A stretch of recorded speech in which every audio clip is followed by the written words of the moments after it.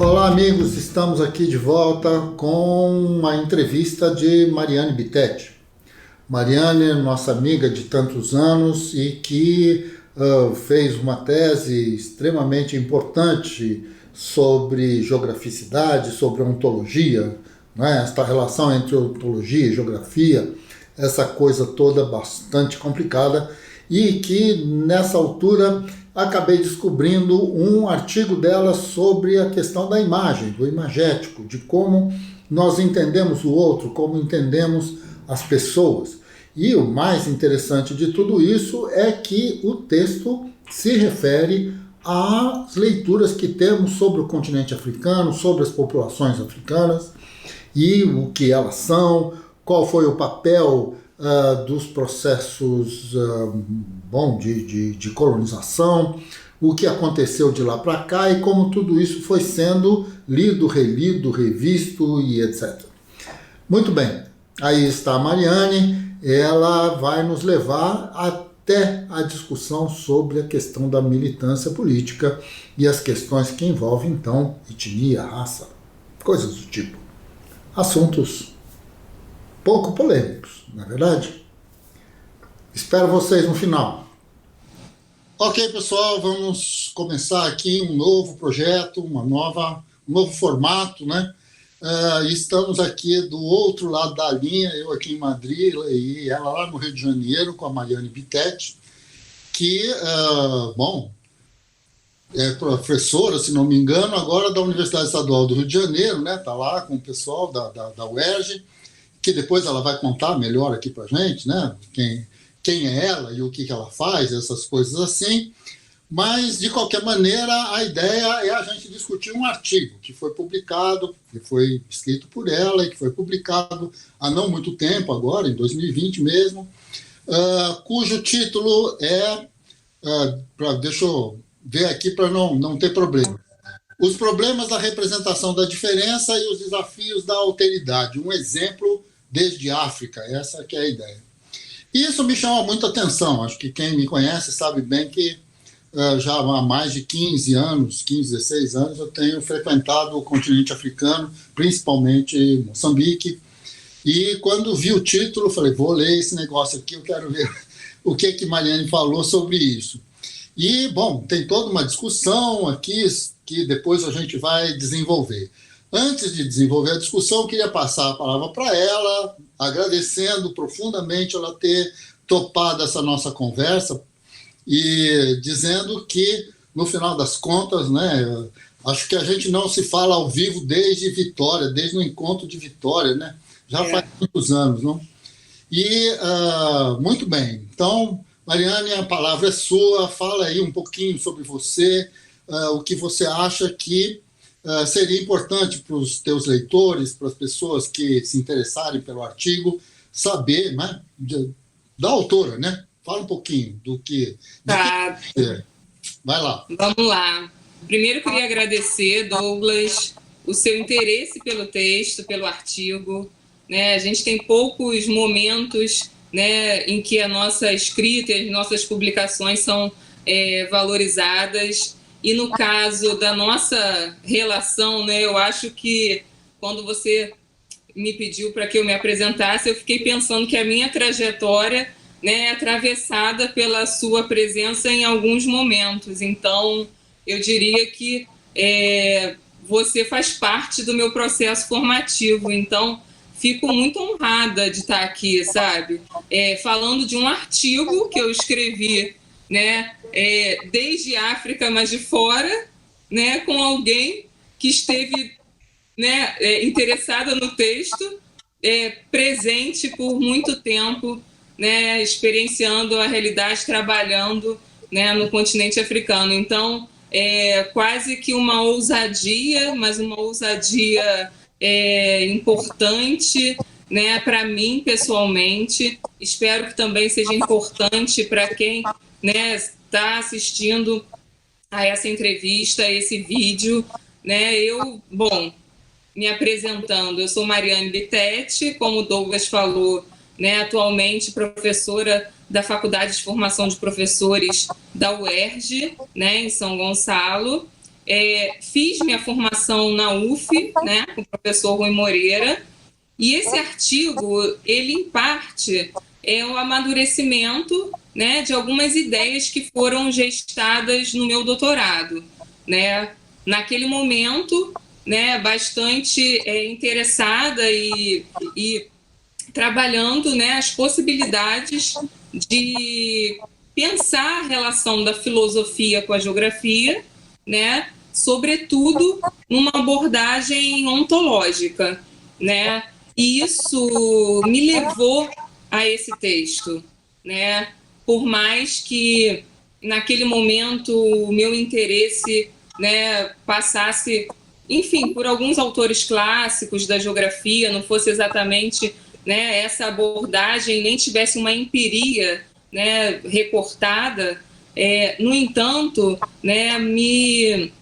causou, né, eu fui provocada a pensar, né, diante dos meus estudos, né, ligados à filosofia da existência, ao existencialismo, né, e a interface disso com o que eu, né, no meu trabalho, entendo que seja uma possibilidade de uma ontologia geográfica, né? Então, diante disso, uma questão, né, que era a questão de que existe um fato geográfico na presença, né, e que esse existir como presença, né, não é necessariamente da mesma forma do que existe como imagem, né? Então, de modo que, trazendo a leitura agora, né, já do artigo que a gente está aqui, que a gente vai discutir, né, a partir de alguns relatos que o historiador Alberto Costa e Silva traz, né, no seu livro Imagens da África, relatos de viajantes, missionários, estadistas, cientistas, historiadores, né, desde a antiguidade até o século XIX, né, um recorte de tempo bastante longo, né, mas que esses relatos, né, que de certa forma, aparentemente, pelo menos, né, eram formas de apresentação do continente, no meu texto eu tento entender como essa suposta apresentação, na realidade, né, se desdobra em muitas formas de representação e que incluem também, né, nesse ínterim, né, da representação, a imaginação e também a invenção, por que não? Né? Então, nesse sentido, coincidindo com aquilo que eu estava fazendo na época do doutorado, eu diria, né, tentando aproximar do momento em que eu escrevo esse texto agora mais recentemente, que não existe uma identidade de essência, né, entre o que existe e aquilo que se fala, né, que é uma perspectiva que aparece num pequeno livro do Sartre chamado A Imaginação, né? Então, não deixa de ser uma inspiração importante, né, para esse trabalho, a inspiração do filósofo francês, do Sartre, quando ele toca nesse texto A Imaginação, né, sobre o que é essa existência como presença e a existência como imagem, né? E de que forma significante e significado se fundem na imagem, né? Nesse sentido, a imagem, ela não é propriamente uma exterioridade, né? Tal como os relatos, de certo modo, colocam, como se fosse, né? E o pensamento como se fosse uma dimensão de interioridade, né? Eu trabalho nesse artigo, assim, faço uma tentativa, né, de entender essa relação, né? Essa relação entre, né, os distintos modos de ser, né, e aquilo que é capturado, né, pelas formas de apresentação, que no caso, né, eu discuto como representações do continente. E daí, né, uma questão que eu acho importante, né, proveniente, sobretudo, da minha leitura de um outro livro, chamado A Invenção da África, né, do filósofo congolês, o Mudimbe, né, ele vai chamar a atenção, eu trago ele para esse artigo, né, com alguns exemplos, inclusive, né, mas ele vai dizer que existe uma diversidade dos modos de existir, né, no continente, que não são apreendidos, né, isso é da natureza, inclusive, né, da representação, não dá conta de apreender essa diversidade. Mas chama atenção, no caso, né, ele, sobretudo pelo fato, né, dessas representações se valerem, né, de matrizes epistemológicas e ontológicas de fora, né? Então, para o Mudimbe, e também no meu texto, né, isso aparece, aquilo que se produz, né, através dessas representações do continente, de certa maneira, né, essa diferença que é apresentada, ela acaba atuando, contribuindo, né, como um recurso para a afirmação da identidade do outro. E eu não sei se eu já falei demais, mas é a partir daí, eu acho que eu vou, senão eu me empolgo, é a partir daí que eu tento pensar os desafios da alteridade, né? Uma crítica à representação, né? Não no sentido de questionar a validade disso, não, mas de abrir um debate sobre o que seriam alguns limites da representação, tá? E daí, bem, existem 2 pontos que eu considero, né, como sendo esses limites, né?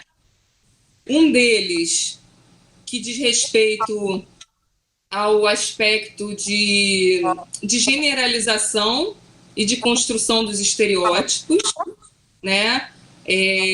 O Stuart Hall é uma referência que eu uso no texto para falar um pouco dessa dimensão, que eu entendo que essa dimensão especificamente, né, reforça um sentido, uma leitura pela via da identidade, né?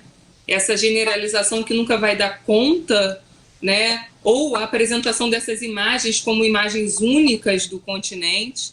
Aquilo, né, Douglas, você mais que ninguém.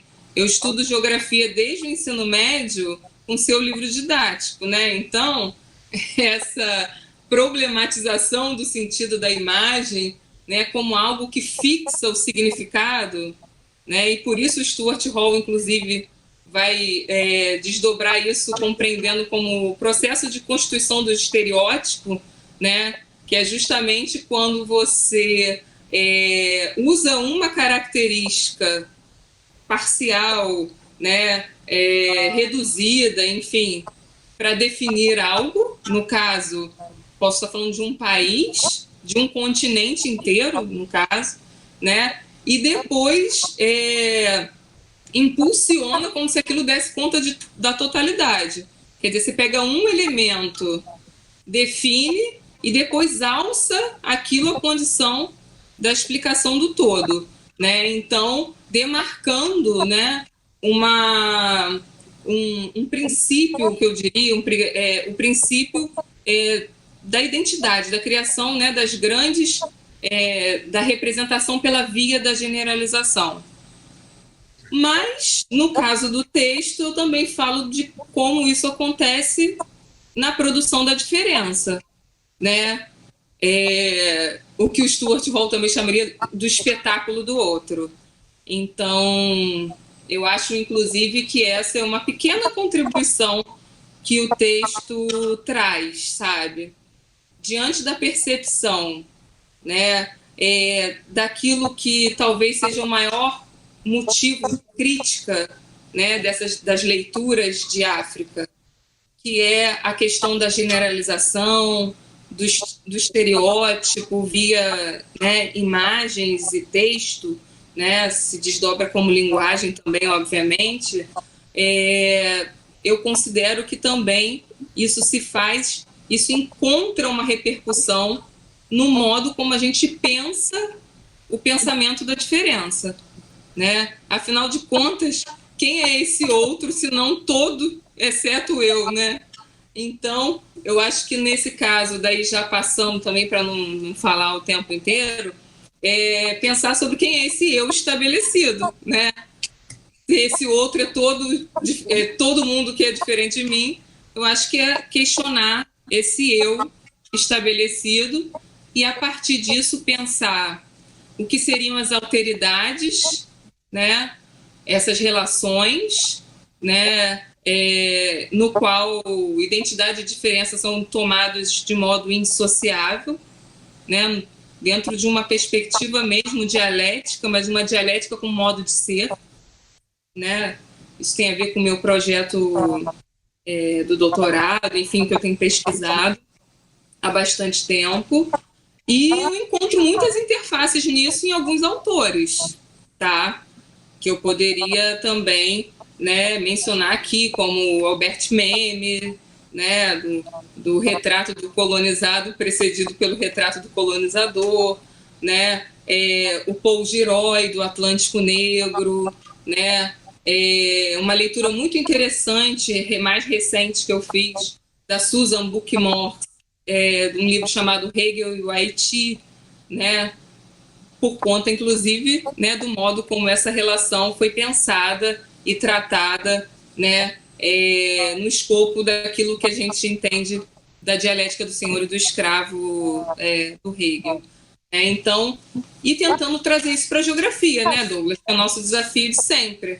De que modo essas alteridades se espacializam, né?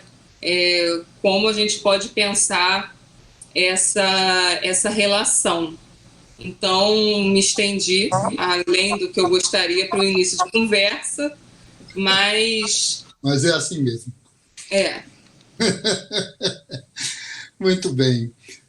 Mariane, é o seguinte, bom, lendo aqui o texto, acho que tem uma série de coisas que valeria a pena a gente aprofundar ou, pelo menos, se explicitar, não ser necessariamente se aprofundar.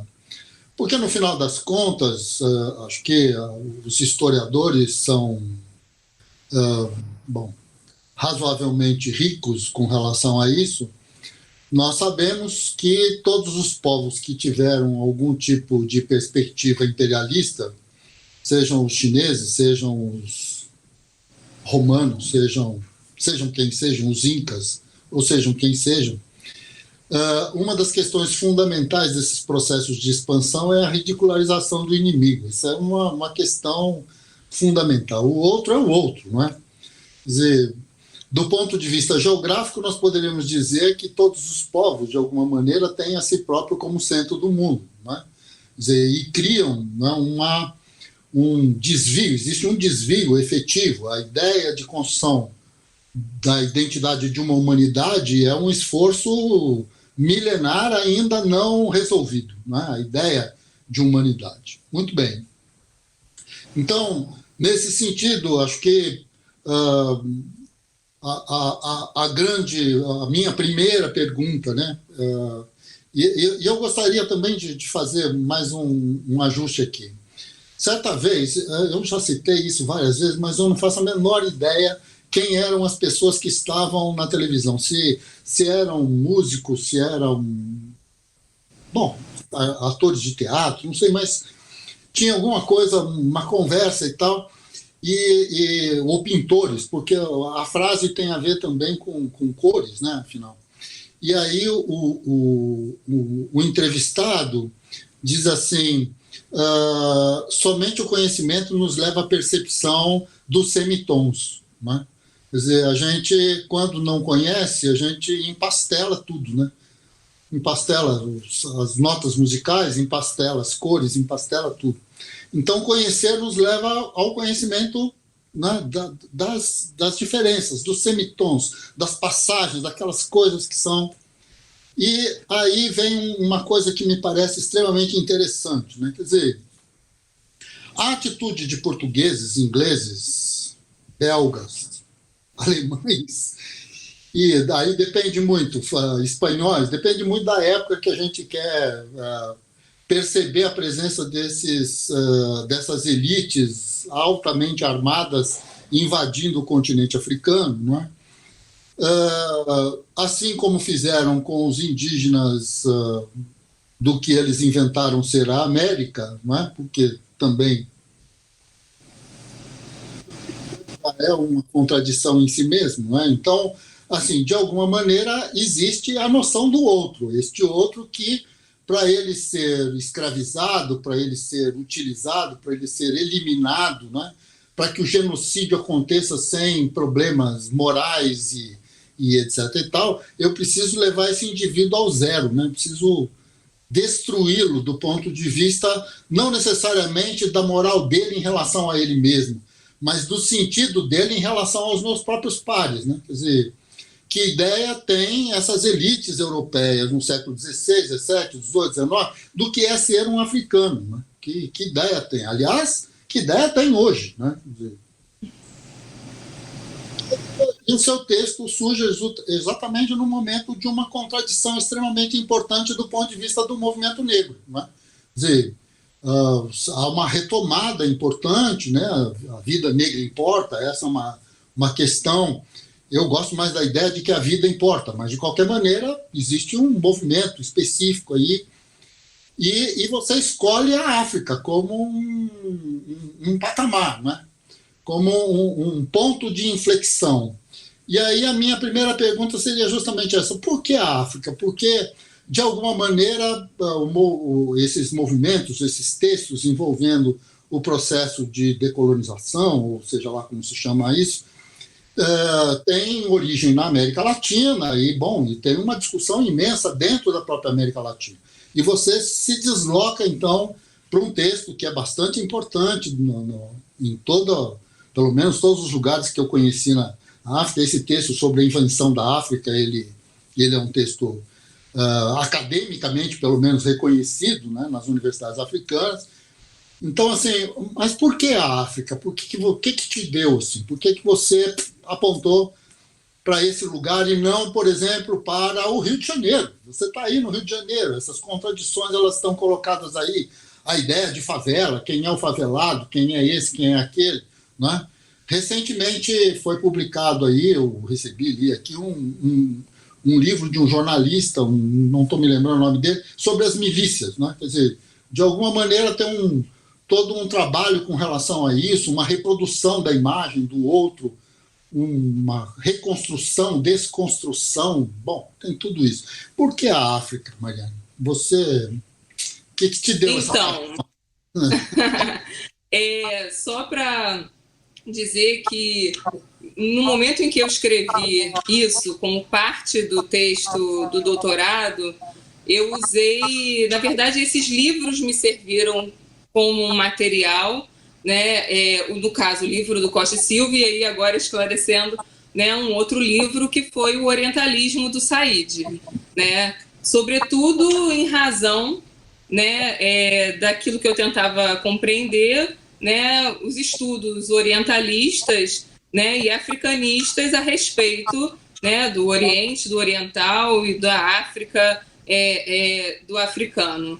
Mas eu diria, Douglas, muito honestamente, hoje, né, que eu não sei se o meu texto é de África, ou poderia ser do Rio de Janeiro, como você disse, né, ou poderia ser, enfim, da favela no qual eu olho minha janela e vejo, né, porque o meu interesse, sobretudo nesse texto, né, eu acho que ele é mais isso do que a África, né, que é falar da alteridade numa razão colonial, né?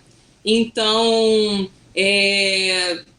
eu não sei se eu posso definir ele como um texto que pretende pensar a partir, né, dessa relação de alteridade e, a partir dele, poder pensar outras espacialidades. Não que cada uma das espacialidades tenha suas particularidades, né? Eu não posso negar isso, porque eu estou negando o próprio sentido, né, da espacialidade que eu dei nesse trabalho.